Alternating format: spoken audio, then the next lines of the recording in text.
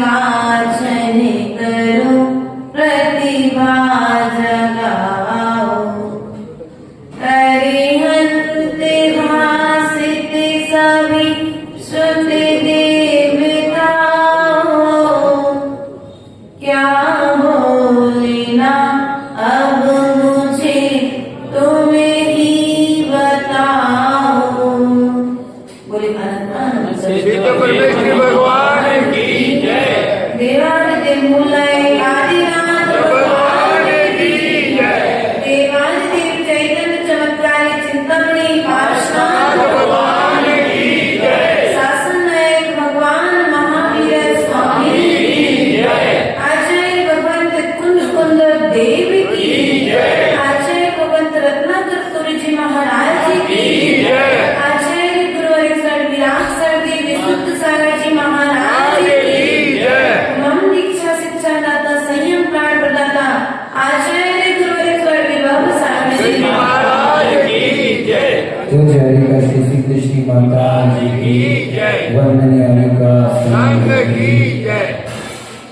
प्रिय बंधु, अपना पूर्व की गाथाओं के माध्यम से विषय चल रहा था कि हे भगवान, आज तक मैंने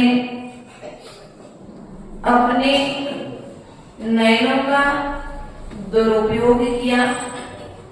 आज तक मैंने अपने मन का दुरुपयोग किया और मैंने अपनी इस काया का भी दुरुपयोग किया है। इसलिए मैं वर्तमान पंचम काल में दुखों को भोग रहा हूं। लेकिन भगवान, मैं अब आपकी चरण और शरण में आ चुका हूं। इसलिए मैं इन इंद्रियों का, इस तन का, इस मन का और अपने वचनों का सदुपयोग करना सीख रहा हूं। ऐसा पश्चाताप करते हुए और प्रभु के चरणों में संकल्प लेते हुए आचार्य भगवंत ने अपनी बात कल कारिका नंबर 10 के माध्यम से कही थी। आज पुनः हम 11 नंबर कारिका में प्रवेश करेंगे और आचार्य भगवंत हम सभी के योग अर्थात आलोचना करते हुए यहाँ पर क्या कहना चाहते हैं, उस बात को अपने ज्ञान के द्वारा समझने का प्रयास और पुरुषार्थ करेंगे। कारिका नंबर 11 के माध्यम से विडम्बितं यत् स्मरं विडम्बितं यत् स्मरं घस्मरति दशावसात् स्वं विषाङ्घ्लेन प्रकाशितं यत् भवतो हितैव सर्वज्ञ सर्वं स्वमेव वेत्ति। अर्थात आचार्य भगवान यहाँ पर कहते हैं कि मैंने यहाँ पर क्या किया इस संसार में आकर के, तो हिंदी काव्य के माध्यम से कहते हैं, मैंने बढ़ाई निज विपस्थिता हो आस्था की बसी भक्षक रतीश्वर से हुई उत्पन्न जो दुख राक्षसी। हाँ, आपके सन्मुख उसे अति लाज से प्रकटित किया। सर्वज्ञ हो सब जानते स्वयं में संतृत की क्रिया। अर्थात मैंने क्या किया, मैंने बढ़ाई निज व्यवस्था हो आस्था के बसे। अर्थात क्या किया है प्रभु, मैंने आज तक विषयों के में अंधा होकर के मैं क्या करता रहा, निरंतर विषयों में लीन होता रहा। एक विषय की जैसे ही पूर्ति हुई, मैंने दूसरे विषय की चाह रखी है और ना, और तो क्या किया, माँ जिनवाणी ने मुझे समझाया भी, लेकिन फिर भी मुझे बात समझ में नहीं आई। अर्थात मेरा पाप कर्म कितना तीव्र हृदय में आया कि मैं भगवान के समोसन तक पहुंचा, लेकिन फिर भी वहां पहुंचने के बाद भी दिव्य ध्वनि का रसास्वादन नहीं कर पाया। इस चक्षु इंद्रिय के वशीभूत होकर के जैसे चार इंद्रिय वह पतंगा मरण को प्राप्त हो जाता है, उसी प्रकार ही भगवान इस जल की चकाचौंध में को देख करके मैंने अपने इस मनुष्य पर्याय को बर्बाद कर दिया। समुद्र में गए थे सब लोग, याद है कि भूल गए?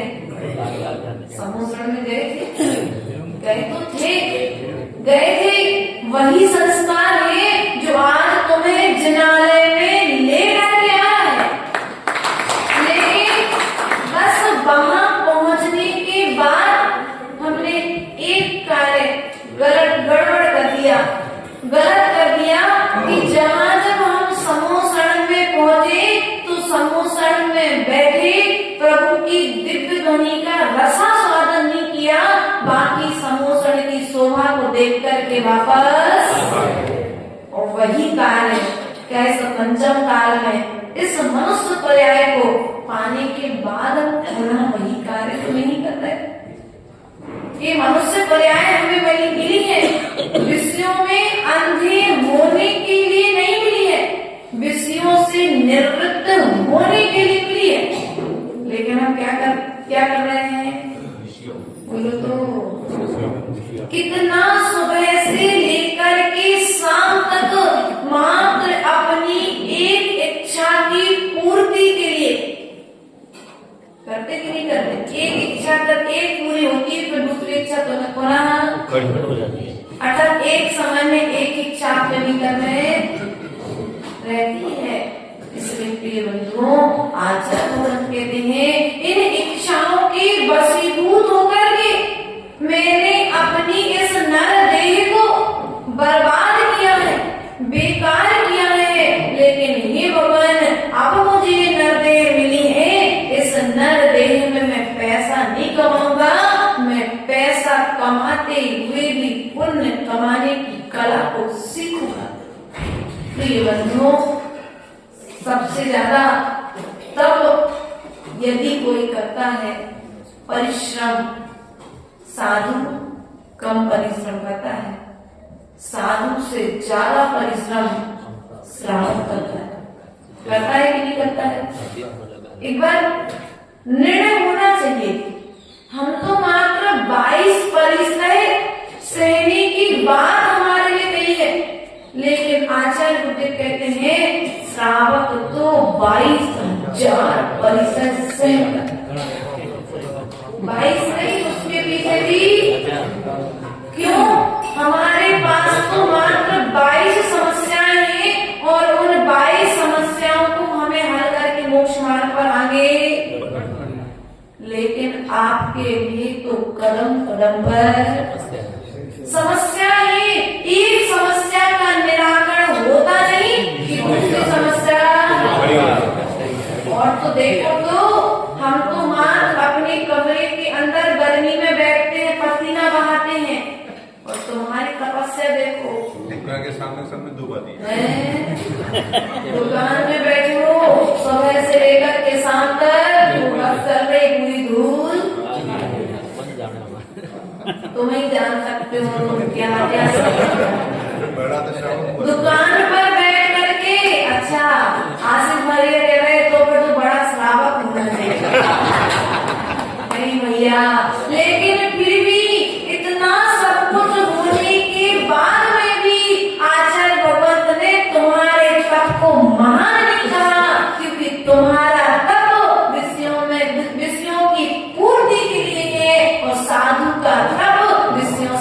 निवृत्ति के लिए। तुम गर्मी में बैठे हो दुकान पर, पसीना बहा रहे हो, लेकिन फिर भी कर्म का बंद कर रहे हो। और साधु मंदिर में बैठा है, पसीना बहा रहा है, लेकिन फिर भी वह कर्म की निष्ठा अंदर।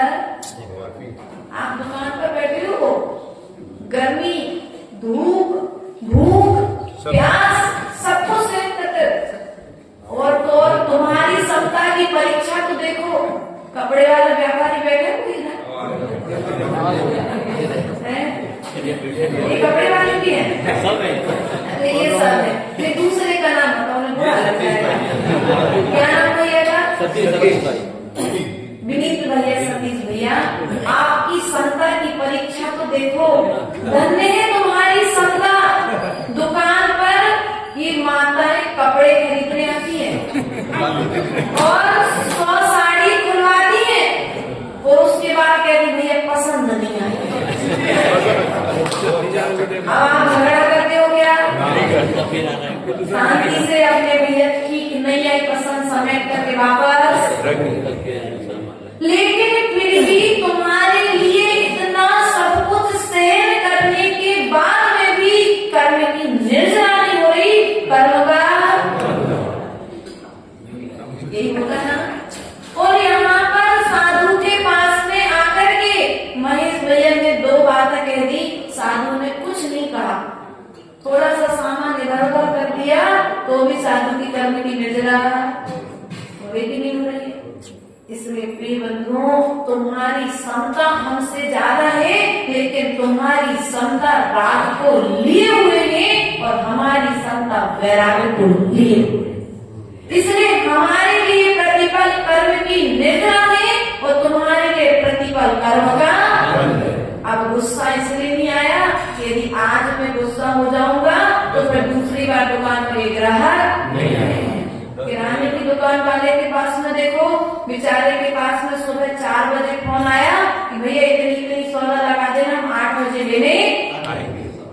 और फिर सामने वाले ने कहा भैया आज नहीं आ रही हूँ लेने के लिए।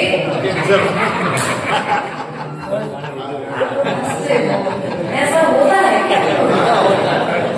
फिर भी गुस्सा, लेकिन उसके बाद में भी कर्म का बोलो तो फिर भी कर्म का। बस हम आपसे नहीं कहना चाहते हैं, जितनी क्षमता तुम दुकान पर रखते हो, व्यापार में रखते हो, उतनी क्षमता धर्म के कार्य करते समय क्यों नहीं? उतनी क्षमता यदि यहाँ पर आ जाए कि वहाँ पर तो तुम एक ग्राहक को खोदोगे, इसलिए तुम वहाँ पर क्रोध नहीं कर रहे हो, लेकिन यहाँ पर आकर के यदि क्रोध करोगे तो एक नहीं अनेक धर्मात्माओं को धर्म से वंचित कर दोगे। इसलिए इस क्षेत्र में आने के बाद में भी कभी क्रोध अपने मुख से निकले तो जिनवाणी निकले, हमारे मुख से कहीं क्रोध वाणी न निकले, हमारे मुख से कहीं मान माया और लोभ भरी वाणी न निकले, तभी ये जिनवाणी पाना सार्थक है और अपने किए हुए कर्मों की आलोचना करना सार्थक है। इन माताओं की क्षमता तो देखो, सुबह से लेकर के शाम तक बढ़िया घर का पूरा काम करते हैं और शाम को आकर के बच्चा कहते मम्मी आपने क्या किया हमारे लिए? या पति कह रहे कि तुमने क्या किया, रोटी तो बनाना है तुम्हें और करना ही क्या है, लेकिन फिर भी कुछ भी चुपचाप से। क्षमता तो तुम्हारे पास में है, लेकिन तुम्हारे क्षमता का क्षेत्र अलग है और हमारी क्षमता का क्षेत्र हमारे लिए तो कहा भैया, चाहे श्रावक के घर पर जाओ, चाहे संत निवास में रहो, चाहे भगवान के पास में रहो, चाहे भगवान के भक्त के पास में रहो, प्रतिपल तुम्हें सावधान, तुम्हें अपनी क्षमता के साथ में हमारा तो आवश्यक कर्तव्य ही बता दिया। क्षमता तुम्हारे लिए यदि भविष्य में क्षमता को आवश्यक कर्तव्य बनाना है तो प्रयास करो, तो क्षमता को पग पग पर अपने जीवन में धारण करने का प्रयास करो। छोटी छोटी बातों पर क्रोध न करो। एक विषय की पूर्ति नहीं हुई, कोई बात नहीं, कोई बात नहीं, आज नहीं हुई कल हो जाएगी।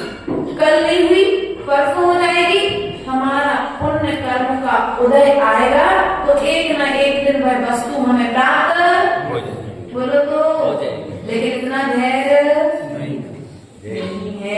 इसलिए व्यक्ति क्या करता है, अपनी इस मनुष्य आयु को विषयों में लीन करके बर्बाद, और फिर प्रभु के चरणों में आकर के कहता है भगवान मैंने ये पाप करे। आचार्य गुरुदेव कहते हैं जब पाप किए हैं तो कम से कम उन पाप की व्यवस्था भी तो अब घर में यदि बरसात के दिनों में पानी भर जाए तो क्या करते उसे, किराने की दुकान में तेल यदि गिर जाए तो उसे पहुंचते हो कि डरा रहने देते हैं? बोलो तो किराने की दुकान वालों, अच्छा आपकी हैसियत में कॉन्फिडेंस है ना, पहुंच लेते बोला कि डला छोड़ दो तो पैर फिसल जाएंगे। हो सकता है वो 2 चम्मच जो तेल डला उससे तुम्हारी पूरी बॉडी खराब कर दे, कोई हड्डी तोड़ दे। इसलिए प्रिय बंधुओं, यदि आचार्य गुरुदेव कहते हैं वो तेल यदि पहुंचा नहीं जाएगा तो तुम्हारे शरीर को नुकसान पहुंचा सकता है, और यदि धीरे धीरे वो तेल एक जगह पर इकट्ठा होता रहेगा, वो तेल की चिकट वहां पर अर्थात चिकट अर्थात संस्कार है, फिर वो पाप करने का तुम्हारा संस्कार बन जाएगा। कितना भी तुम उसे कोसो फिर वो जगह जैसी थी वैसी निकलने वाली नहीं। उसी प्रकार से आचार्य कहते हैं पाप में इतने लीन ना हो जाओ कि निकलने का प्रयास करो फिर भी ना निकल पाओ। इतने लीन और विलीन ना हो जाओ कि तुम अपनी आत्मा की ओर देख ही ना पाओ। ये मनुष्य पर्याय हमें अपनी आत्मा के ज्ञान के लिए मिली है, स्वभाव के भान के लिए मिली है, लेकिन हमारा समय किसको जानने में जा रहा है? पर को देखने में और पर को निहारने में और पर वस्तुओं के और पर व्यक्ति की सेवा। व्यक्ति अपने लिए कुछ कर रहा है क्या? सुबह से लेकर के शाम तक अपने लिए तो कितना समय दे रहे? समय का निर्धारण करना अनिवार्य है।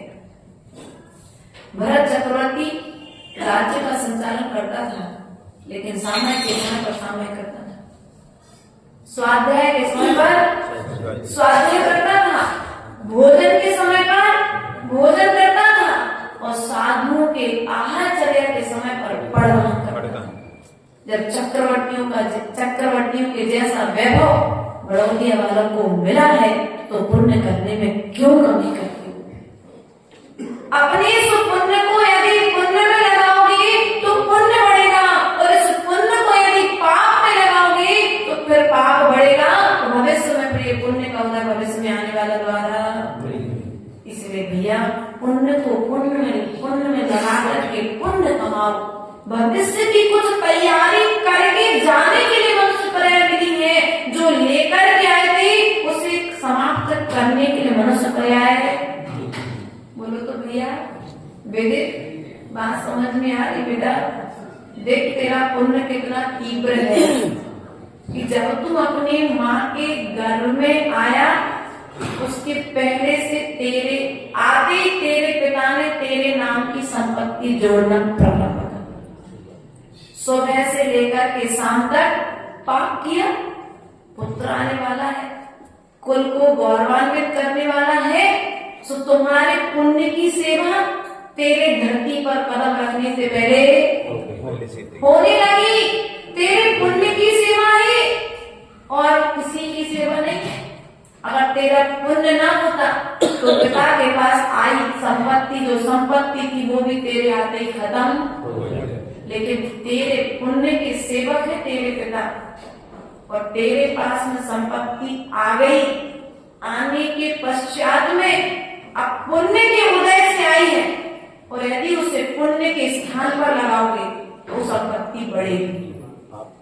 और यदि पाप के उदय से संपत्ति आई है और तुम चाहोगे भी कि वो संपत्ति पुण्य के स्थान में लग जाए, तो चाहे करके वो संपत्ति तो पुण्य के स्थान में नहीं लगा सकती। खूब प्रयास करना, खूब पुरुषार्थ करना कि हम जुआ खेल करके संपत्ति लाए हैं और धार्मिक स्थानों में दे दें, तो लग तो जाएगी, लेकिन उस स्थान पर लगने के पश्चात में सबके परिणाम खराब होने लगेंगे। एक कथानक ऐसा अपने ग्रंथों में आता है एक बार एक बेटे ने, सेठ ने जुआ खेला और जुआ खेलने के पश्चात में संपत्ति जीत करके घर पर लाया।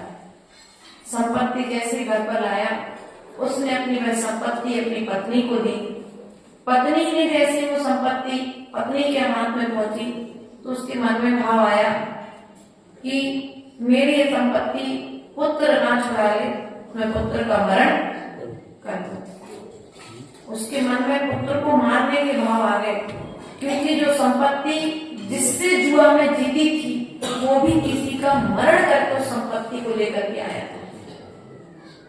उसके पश्चात में माँ ने सोचा मेरे कितने खराब परिणाम हुए, मेरे गर्भ से जन्मी संतान के प्रति ऐसे परिणाम हो गए।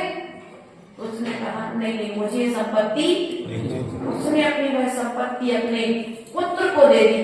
प्रातःकालीन बेला होती, पुत्र के हाथ में जैसी संपत्ति पहुंची, पुत्र ने विचार किया माता पिता ने मुझे संपत्ति दी है, कहीं ये संपत्ति को मेरा भाई हरण ना कर ले तो मैं भाई का मरण।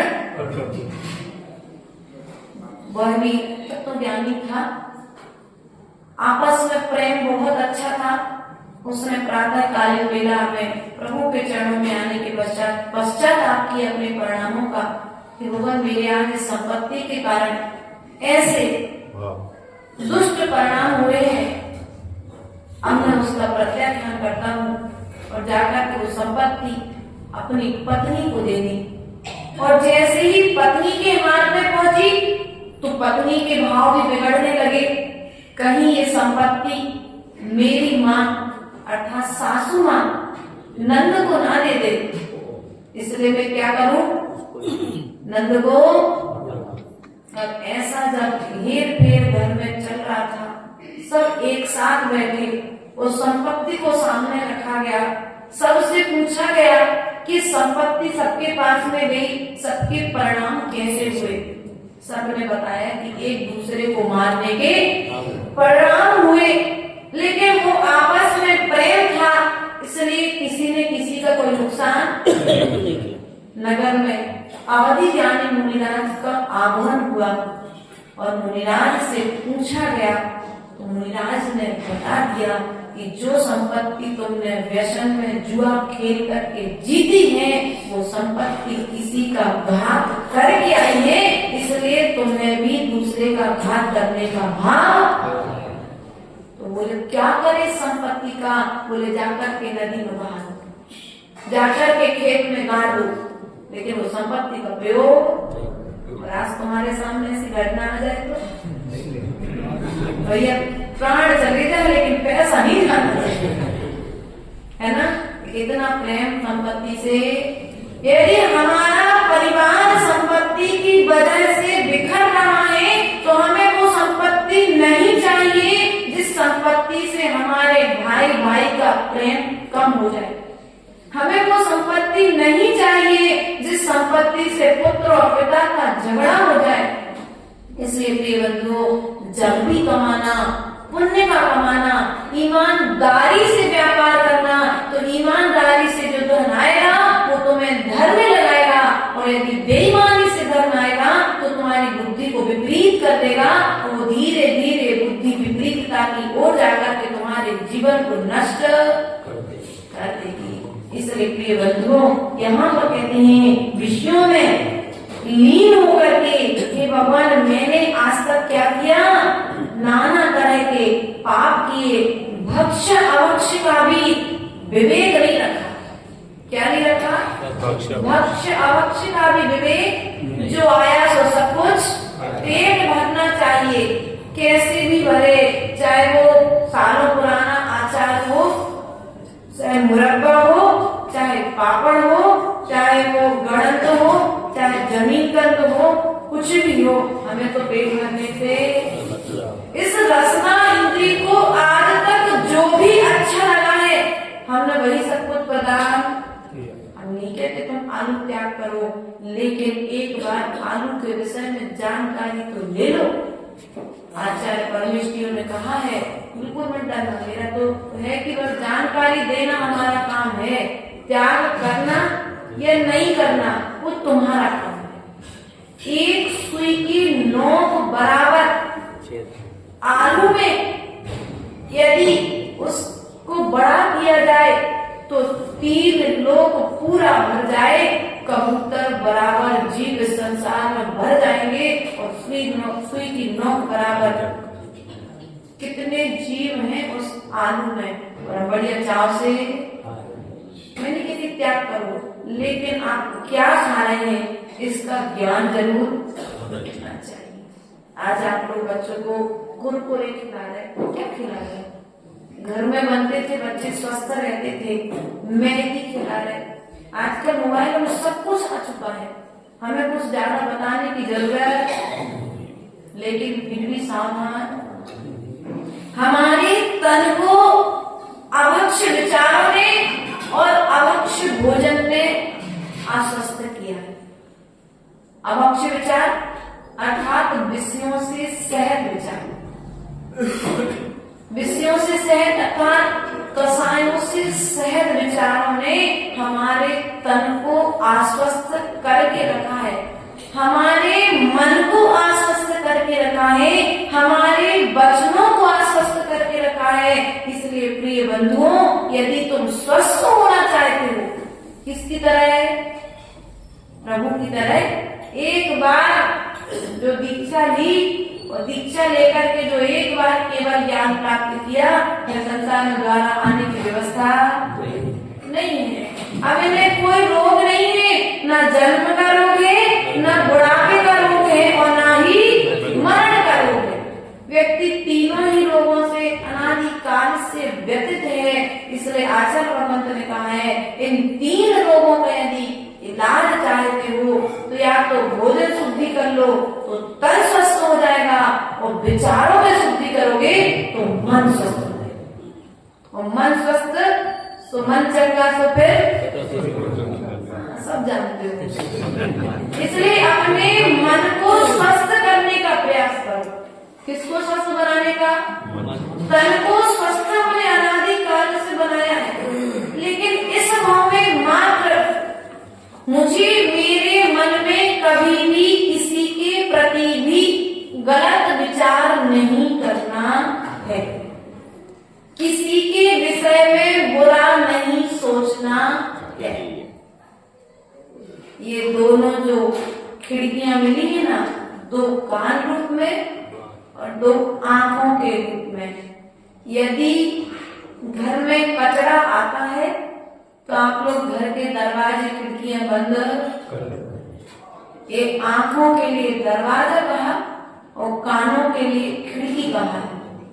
और जब कहीं की कोई बुराई दिखने लग जाए, किसी की कोई विषयों में लीनता दिखने लग जाए, तो आचार्य भगवंत ने कहा, इन आंखों को बंद कर लेना, इन कानों को बंद कर लेना। जब अंदर से जाएगा नहीं तो मुख रूपी दरवाजे से निकलेगा कैसे? जब तुमने प्रवेश के द्वार ही बंद कर दिए हैं तो निकलने के द्वार से फिर निकलेगा क्या? कुछ बुराई निकलेगी। देखोगे तो बोलोगे, सुनोगे तो बोलोगे, और जब देखोगे और सुनोगे नहीं तो फिर बोलोगे भी। अब जो सुनोगे वही बोलोगे और जो देखोगे वही बोलोगे। इसलिए निर्णय करो, मुझे देखना क्या है और सुनना क्या है। जो सुनने योग्य है उसे सुनो, और जो बोलने योग्य है उसे बोलो, और जो देखने योग्य है उसे देखो। बस इतनी सी मर्यादा बनाना। क्या करना है? भगवान ने क्या किया? यही काम तो किया था हमारे भगवान ने। जो देखने योग्य था सो देखा, और जो नहीं देखने योग्य था सो नासा दृष्टि के अपने ध्यान में लीन। रामचंद्र जी के लिए सीता आई थी परीक्षा लेने के लिए। रामचंद्र जी ने आंख खोल करके भी देखा था क्या? रामचंद्र जी ने आंख खोल करके नहीं देखा कि मैंने अब सीता का त्याग कर दिया है। अब सीता भले ही स्वर्ग से देव देवी बनकर के सीता का रूप धारण करके आई है, लेकिन अब मुझे सीता का आचरण, सीता को स्वीकार नहीं करना है। प्रिय बंधुओं, हमारे जो विषयों में लीनता है, अनादिकाल से जो लीनता है, उस लीनता का हमें आज त्याग करना है। हाँ, आपके सन्मुख होते उसे अति लाज से प्रकटित किया कि भगवान मैं आज अपने पापों को आपके सामने प्रकट कर रहा हूँ। बड़ी शर्म आ रही है, लेकिन फिर भी जाओ तो कहाँ जाओ, किससे कहने के लिए जाओ? मेरे पास मेरी आलोचना करने के लिए आज गुरु नहीं है, लेकिन गुरु नहीं है तो कम से कम प्रभु आपके चरणों में तो मैं अपने पाप को प्रकाशित कर ही सकता हूँ। इसलिए प्रभु मैं अपने पापों को आपके समक्ष प्रकट कर रहा हूँ। आप प्रायश्चित नहीं दे सकते, लेकिन आपके सामने मैं पाप का प्रत्याख्यान तो कर सकता हूँ। प्रत्याख्यान था त्याग तो कर ही सकता हूँ। और जब जिस समय कोई गुरु मिलेंगे, आचार्य मिलेंगे, उनके चरणों में बैठ करके हम प्रायश्चित आदि लेकर के उस पाप को भी धो लेंगे। दाग लग जाए कपड़े में तो कैसे धोते भैया? सबसे अच्छा निर्माण बोलो तो आचार्य भगवान कहते हैं कपड़े के दाग को धोने के लिए तुम्हें सर्फ एक्सेल की जरूरत है, लेकिन जो अपने मन पर दाग लगे हैं, अपने तन पर दाग लगे हैं और अपने आचरण पर जो दाग लगे हैं, उन आचरण उन दागों को धोने के लिए हमें जिलवाणी की और गुरु की जरूरत है। इसलिए गुरु के बिना और जिलवाणी के बिना तुम अपने आचरण के दागों को साफ नहीं कर सकते हो। इसलिए प्रिय बंधुओं, सर्वज्ञ हो सब जानते, स्वयं मेरे संतृप्त की क्रिया अर्थात मेरे जैसे इस अधम पापी की सभी क्रियाओं को भगवान आप जानते हो। आप कौन हो? बोलो तो सर्वज्ञ हो। भगवान है कि आप हो? आप लोग सर्वज्ञ हो गए। भगवान सर्वज्ञ है और सर्वज्ञ के ज्ञान में आप लोग ऐसा सोचते हो कि मैं जो पाप कर रहा हूँ ना उसे कोई नहीं देख रहा है, लेकिन ध्यान रखना जो श्रीमंदर स्वामी समोसन लगा करके विदेश क्षेत्र में विराजमान हैं, उनके ज्ञान में सब कुछ झलक रहा है। वे ना चाहे लेकिन फिर भी सब कुछ है। और यदि धोखे से 123 जीव पंचम काल से भद्र परिणामी, कितने जीव? 123 जीव भद्र परिणामी इस 21,000 की काल से पंचम काल में विदेह क्षेत्र जाएंगे और विदेह क्षेत्र से वे मोक्ष। और यदि आप पहुंच गए और सीमंदर स्वामी के समकक्ष खड़े हो गए और वहां के चक्रवर्ती ने प्रश्न कर लिया कि ये जो आया है मनुष्य, ये कहाँ से आया है, और तुम्हारी पोल पट्टी भगवान ने खोल दी तो क्या होगा?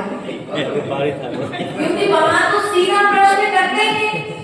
ऐसा कुंद कुंद स्वामी का प्रमाण आता है कि जब प्रश्न आया तो वहां पर हीरे आदि के माध्यम की ऐसी व्यवस्था आगम में बताई है कि वे वहां पर पहुंचे और भगवान के सिंहासन के नीचे विराजमान थे।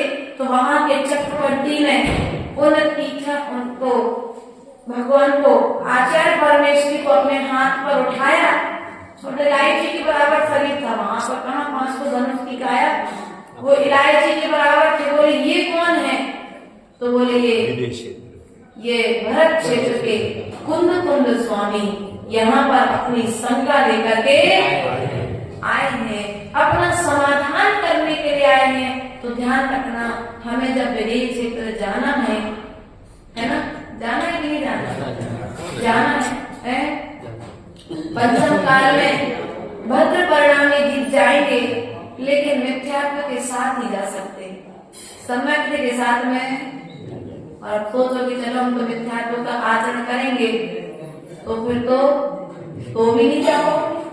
सम्यक के साथ में आचार्य भगवत गुरुदेव कहते थे कि सम्यक के साथ में स्वर्ग में जाना अच्छा है, मिथ्यात्व के साथ में तो डाउट वाली, जैसे आप लोग टिकट करते ना, बेटिंग टिकट होती है, उससे खरीदी जाती ना, वेटिंग टिकट वाला जो रहता है ना कि भैया अभी टिकट क्लियर, ऐसे ही यदि तुमने सम्यक को छोड़ा और मिथ्यात्व को ओढ़ा तो आप सोचो कि अब मिथ्यात्व सम्यक से सहज नहीं है तो हम कहाँ पर चले जाएंगे, विरेक क्षेत्र, तो भी क्लियर कोई जानकारी नहीं। इसलिए आचार्य गुरुदेव कहते थे कि विदेश क्षेत्र जाने की भावना मत करो, तुम तो मोक्ष जाने की भावना करो। बसंत भैया कहाँ जाने की भावना करना है, मोक्ष जाने की भावना करो। मोक्ष जाने की टिकट क्या है, सम्यक दर्शन, सम्यक ज्ञान, सम्यक चरण। ये रत्नात्रय रूपी टिकट को तुम बिल्कुल बिना वेटिंग के, क्लियर टिकट जो तुम्हें मिल रही है, क्लियर रिजर्वेशन हो रहा है, तो क्लियर रिजर्वेशन में जाना अच्छा है कि वेटिंग वाला? अपन तो क्लियर कट वाला काम करेंगे। इसलिए प्रिय बंधुओं, यदि हमको पंचम काल में आने के पश्चात पापों से निवृत्त होना है तो क्या करना चाहिए, सम्यक दर्शन, सम्यक ज्ञान, सम्यक चारित्र की निर्दोष साधना करना चाहिए। इसमें दोष नहीं आना चाहिए किसी की। आप साधुओं के विषय में आप लोग 8 अंक लगा लेते हो, हम साधु के विषय में तो पालन कर लेते हैं, संकित ने कांचन आदि अंगों का, लेकिन साधर्मी के साथ, साधु के साथ तो कर लेते, शंका नहीं करना चाहिए, कांक्षा नहीं करना चाहिए, उपगुण रखना चाहिए, दोषों का स्थितिकरण करना चाहिए, प्रभाव में करना चाहिए, वात्सल्य करना चाहिए। तो ये सब चीजें मात्र साधु के साथ में घटित करने के लिए कहीं कि साधर्मी के साथ में, हम साधर्मी के साथ कैसा व्यवहार करते हैं। यदि साधु के साथ अच्छा व्यवहार कर रहे हैं और अपने साधर्मी के साथ बुरा व्यवहार कर रहे हैं तो समझना अभी तुम्हारे पास में सम्यक दर्शन नहीं है। क्योंकि मंदिर में आने वाला प्रत्येक जीव सम्यक दृष्टि जीव है, और मंदिर में आने वाले किसी जीव को आपने अपशब्द कह दिए, झगड़ा कर दिया या अन्य तरीके से मन में विचार कर लिया तो आपने सम्यक दर्शन रूपी रत्न का अपमान कर दिया। ऐसा विचार करके चलना, और सम्यक दर्शन का जो अपमान करेगा वो कभी भी सम्यक दर्शन को प्राप्त नहीं कर पाएगा। इसलिए प्रिय बंधुओं, राजा श्रेणिक ने रत्नात्रय से धारी मुनिराज का जितना अपमान किया उससे कहीं अधिक पश्चाताप करके उसने बहुमान प्रकट किया, और बहुमान करने के पश्चात में छायक सम्यक दर्शन को प्राप्त कर लिया।